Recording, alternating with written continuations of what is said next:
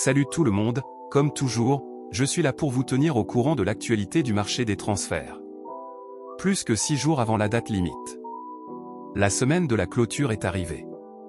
Et aujourd'hui, comme d'habitude, je suis prêt à vous tenir au courant des dernières nouvelles de la semaine de la clôture, avec mes amis du Kraken, l'un des meilleurs sites d'investissement.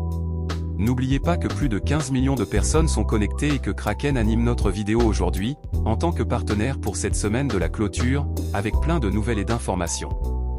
Alors, allons-y. Et nous voilà, prêts pour toutes les mises à jour et plein de choses à dire, plein de choses à mentionner. Et laissez-moi commencer par la direction de Rasmus Linde. Un accord est presque trouvé entre Naples et Manchester United. Les derniers détails doivent être précisés avec l'équipe des joueurs. Ogelin pourrait ensuite se rendre à la visite médicale en tant que nouveau joueur prêté à Naples avec une option d'achat sous certaines conditions. Comme je vous l'ai également mentionné hier, ces conditions sont les apparitions et la qualification pour la Ligue des Champions pour Naples.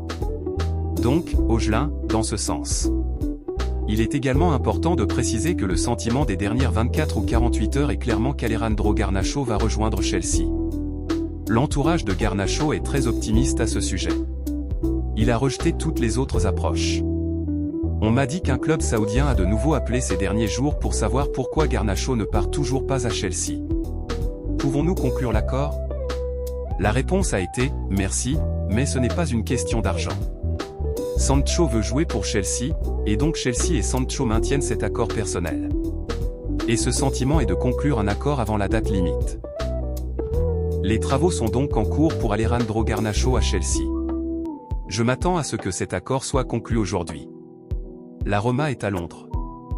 Le directeur de la Roma, Massala, négocie avec Chelsea pour Tireki George.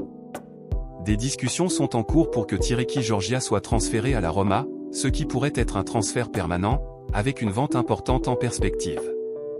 Les négociations suivront donc très prochainement. Mais la situation de Terry Kishore sera également intéressante à suivre. Et rappelez-vous ce que je vous ai dit hier soir à propos de Nicolas Jackson. Il y a eu beaucoup de mouvements, car Newcastle et Aston Villa appellent. Mais le Bayern a pris contact directement avec Chelsea. Les deux clubs négocient donc la formule du contrat, le salaire et tout le reste. Le Bayern a donc entamé des discussions intenses pour Nicolas Jackson. On verra bien ce qui va se passer. De nombreux clubs sont intéressés par l'un des grands noms de ces derniers jours du mercato estival. Des attaquants, des gars, etc. Des attaquants. Il faut mentionner Alexander Isak. Des heures cruciales. Nous sommes dans des heures cruciales. Le temps presse. Il faut donc trouver une solution.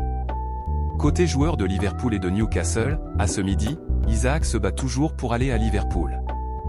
Et il ne change toujours pas d'avis. Il espère toujours que le transfert se fera au Liverpool Football Club. Isak insiste donc. Liverpool attend Newcastle. Que se passe-t-il du côté de Newcastle? D'après ce que j'ai entendu, Newcastle est toujours en négociation avec les Wolves pour Strand Larsen. Il a prolongé son contrat plus tôt cet été. Les Wolves ont déjà refusé une proposition de 50 millions de livres sterling de Newcastle ces dernières 24 heures. Mais ils sont toujours là. Newcastle garde espoir. Newcastle essaie toujours de trouver une structure pour que Strand Larsen rejoigne le club et devienne leur nouvel attaquant. Les négociations pour Strand Larsen à Newcastle sont donc en cours. Ce n'est pas facile, car les Wolves insistent sur leur intention de ne pas vendre le joueur. Mais l'accord est conclu pour que Strand Larsen rejoigne Newcastle. Voyons voir ce qui va se passer dans ces négociations. N'oublions pas qu'ils ont besoin de 2 attaquants.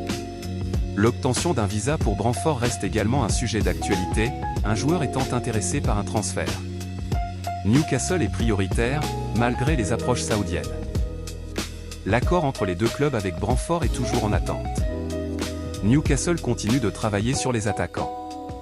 Beaucoup de questions sur la situation de Dusan Vlahovic. Mais d'après ce que j'entends, ça semble déjà clair. Merci d'avoir regardé la vidéo, n'oubliez pas de vous abonner et de laisser un commentaire.